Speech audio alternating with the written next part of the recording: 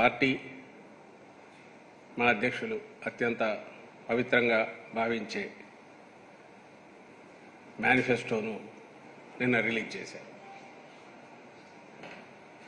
Manifesto తర్వాత open డొమైన్లో డిజిటల్గా కానీ బయట కానీ అందరికీ అవైలబుల్గా ఉంది, చూసి ఉంటారు. బహుశా ఒక మేనిఫెస్టోకు ఇంత ప్రాముఖ్యత రావడం కూడా ఆ ఘనత కూడా వైఎస్ఆర్ కాంగ్రెస్ పార్టీకి దక్కుతుంది. దానికి అంత ప్రాముఖ్యత ఇచ్చి 2019లో రిలీజ్ చేసిన మేనిఫెస్టో కట్టుబడి ఉండడం, మేము ప్రభుత్వంలోకి వచ్చాక అమలులో కూడా 99% పైగా పూర్తి చేసి 2024 ఎన్నికలకు మళ్ళీ సిద్ధం కావడం, దానివల్ల ఈసారి మేనిఫెస్టో కూడా దాని మీద హై ఎక్స్పెక్టేషన్స్ అందరికీ ఉన్నాయి. జగన్మోహన్ రెడ్డి గారు కొత్తగా ఏం చెప్తారనేది కూడా చాలామంది ఎదురు చూసి ఉండొచ్చు. ఈ నేపథ్యంలో మేనిఫెస్టో గురించి నిన్నటి నుంచి స్టేట్లో వైఎస్ఆర్ కాంగ్రెస్ పార్టీ మేనిఫెస్టో గురించి చర్చలు కూడా జరుగుతున్నాయి. నేను ఇక్కడ 2 విషయాలు, ఒకటి మేనిఫెస్టో అనేది అంటే జస్ట్ ఒక తాయిలాలు అనౌన్స్ చేసే, ప్రకటించే, మేము రాగానే ఏం చేస్తామని ప్రకటించే, ఒక హామీల కుమ్మరించే, గుప్పించే పత్రం లాంటిది అయితే అది మేనిఫెస్టో అనిపించుకోదు. దానికి ఒక పత్రికా ప్రకటన అయినా సరిపోతుంది.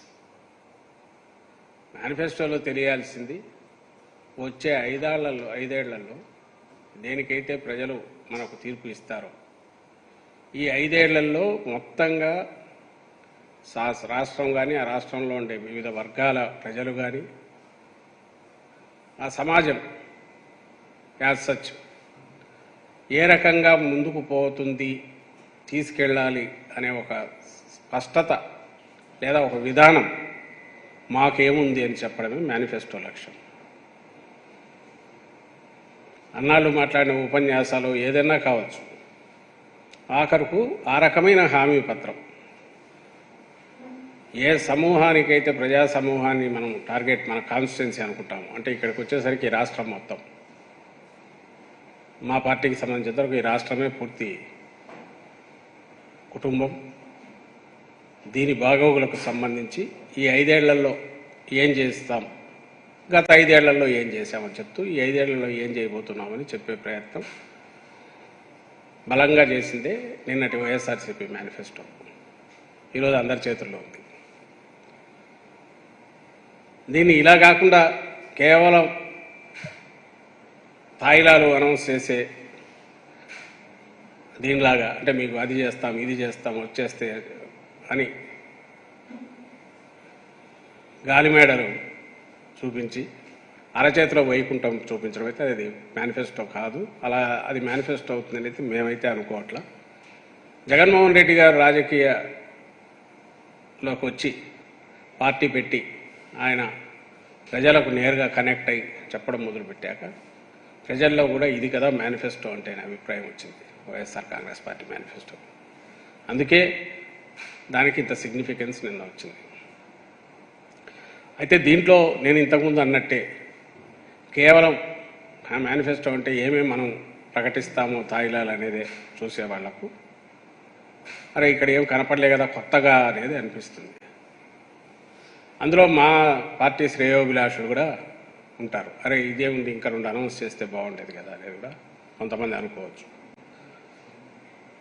అలాగే అసలు నీ మేనిఫెస్టోలో ఏమీ లేదని తీసి పారేసే చంద్రబాబు నాయుడు గారు లాంటి వాళ్ళు కూడా అదంతా డొల్లని వాళ్ళు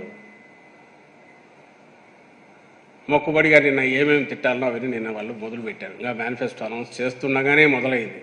నువ్వు ముందు పాత హామీలు ఏం చేసావు దాని గురించి చంద్రబాబు నాయుడు మమ్మల్ని అడుగుతారు. ఎవరైతే 14 ఏళ్ళు ఈ రాష్ట్రాన్ని నాశనం చేశాడో, ఆ తర్వాత అపోజిషన్లో ఉండి కూడా రాజశేఖర రెడ్డి గారి మరణానంతరం 9 నుంచి 14 వరకు ఆయన ప్రాక్సీ లాగా ఆయన గవర్నమెంట్ లాగే కాంగ్రెస్ ఉన్నప్పుడు అప్పుడు ఏ రకంగా ఇండైరెక్ట్ కొట్టాడో దెబ్బ కొట్టాడు, ఇంక్లూడింగ్ రాష్ట్ర విభజనతో సహా కొమ్మక్కైపోయి. అది పక్కకు పెడితే మిగిలినవన్నీ పక్కకు తోసిన 14-19 మధ్య చంద్రబాబు తన విశ్వరూపం చూపించింది.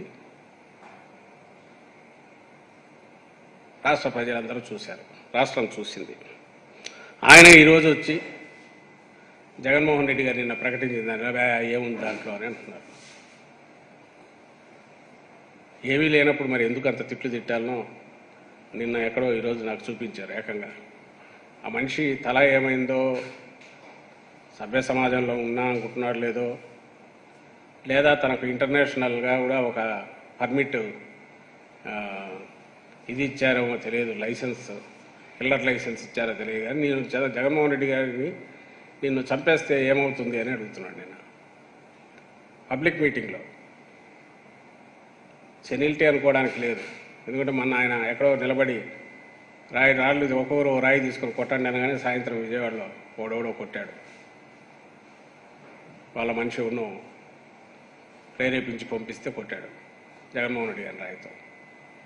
సో ఆయన డెస్పరేషన్లో మాట్లాడుతున్నారా, లేక కోల్డ్ బ్లడెడ్ పర్పెట్రేటర్ లాగా, కుట్రదారు లాగా మాట్లాడుతున్నాడా, దాన్ని ఎట్లా చూడాలో నాకు అర్థం కావట్లేదు. మాట్లాడే మాటలు మాత్రం నాయకుడు కాదు, లేదా ఒక శాసనసభ పార్టీ అధ్యక్షుడు కాదు, మామూలు నాయకుడు కాదు, ఒక శాసనసభ్యుడు కాదు, ఒక కౌన్సిలర్ స్థాయి కాదు, సభ్య సమాజంలో ఉండదగ్గ వ్యక్తిగా అయితే ఆయన కనపడట్లేదు. సరే, రేపు ఎన్నికల్లో ఎలాగో జనం ఆ తీర్పు ఇస్తారు. సబ్జెక్ట్ నేను దాని గురించి కొంత డీవియేట్ అయ్యాను. మళ్ళీ వెనక్కి వస్తే ఆయన ఏం చేయింది, నువ్వు అసలు ముందు పాతవి ఏం చేసావని ఈరోజు హామీలు ఇస్తున్నావని అన్నాడు. అలాగే 750 హామీలు అని అన్నాడు. బహుశా మనిషికి ఏమైందో తలకాయలో చిప్పు పోయిందేమో నాకు అర్థం కావట్లే. కానీ 100ల కొద్ది హామీలు గుప్పించింది చంద్రబాబు నాయుడు. 100ల కొద్ది హామీలు 19 ఎన్నికలకు ముందు గుప్పించి